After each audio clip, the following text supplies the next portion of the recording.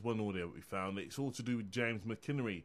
He's a poet in Northampton who's been writing poetry for many years in Northampton and is a very self-promoted and has been on BBC Radio Northampton many times and featured in many magazines. His poems also get converted into songs by people he contacts via YouTube, and they have become very popular. Jonathan, our reporter, speaks to James to find out more.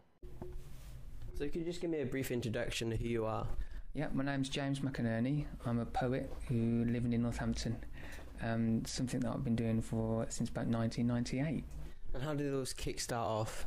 Well, it didn't, because I don't really like poetry. As in, I didn't grow up in school reading poetry or being taught it, so it just kind of started watching movies, really.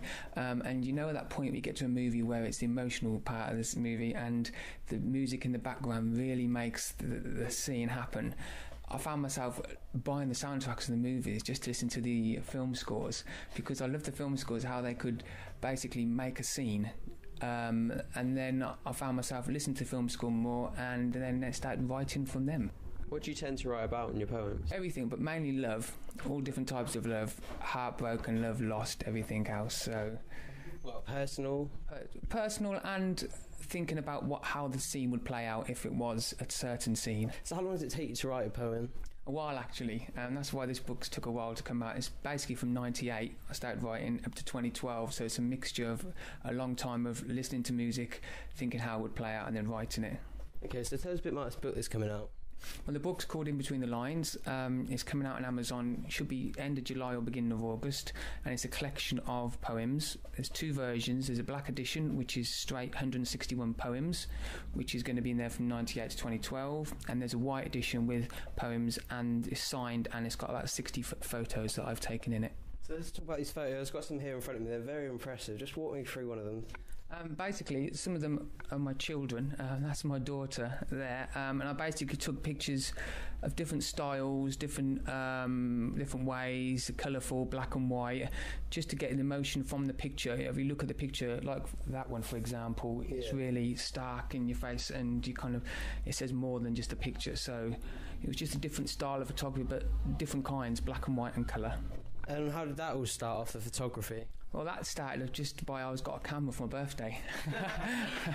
And I started taking pictures with it, and I tried experimenting with different types of pictures and different lenses and filters, and I thought, I'll have a go. And then when I put them on the computer, they looked really good, and I thought, okay, I'll have a go at this. And so what, do you edit them afterwards, or...? Some are edited, some are not. Some like these, pretty much as they're taken, black and white. I've got a special piece of equipment as you take them that produces that starkness in the black and the white. Okay, and also going back to your poems, they've been converted into songs. Because I was reading some of your poems, they're quite lyric-y and kind of, so tell us how they've gone into songs and how created that. Well, they are poems are kind of like lyrics as well. They work both ways. And over the years, I've worked with people, and they've kind of said, these work well as lyrics. So I didn't think anything of it at the time. And then I thought one day I was on YouTube, and I thought, I wonder if I looked at some of the people who sing, if they'd like, and asked them, would you like to turn some of my poems into music?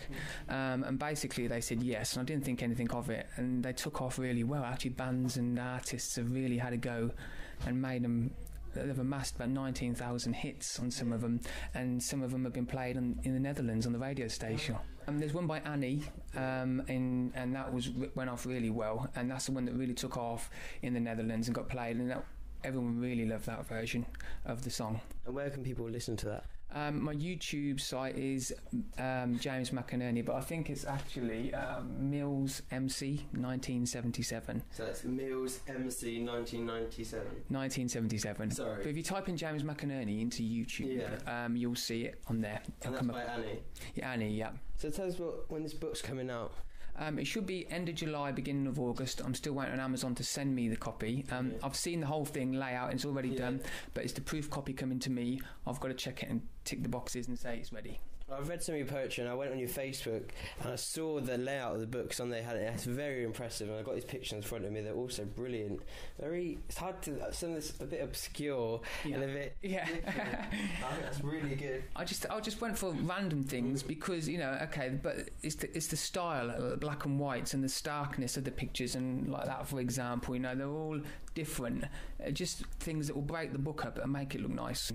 Now, one thing about you is you're very self-promoted. You promote yourself. So you have loads of social sites, and I started off on social networking sites like Facebook, Twitter, and all that, and kind of built up a nice audience. So it kind of went from there, and I used those to promote my works. And obviously, people have read my works throughout the years and really loved them, and that's how I built the audience. But I use them to self-promote everything I do, because it's an easy thing to do, and everyone's on Facebook and everyone's on Twitter, and it's an easy way to get your work out there instead of doing it a different way. So where would you like to see your work in the future?